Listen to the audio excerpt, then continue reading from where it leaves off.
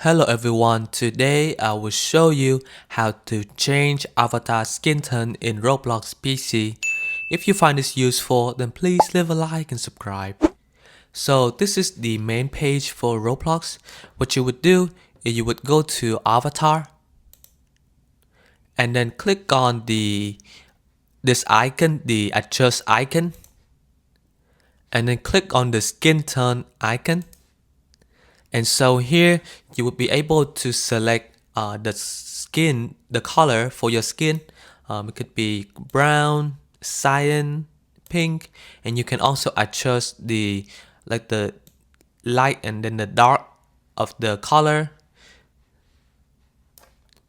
You can also click on advanced to just changing the color to only maybe the whole body or just the head or just the left arm. Like if I want to my left arm to be black, to be red, I can do that. And I want my right arm to be yellow, I can also do that. And I want my left leg to be purple. I'm wearing the socks right now, so the pen right now, so you cannot see the color, but this is how you would change the color for your avatar in Roblox PC. And if you find this useful, then please leave a like and subscribe.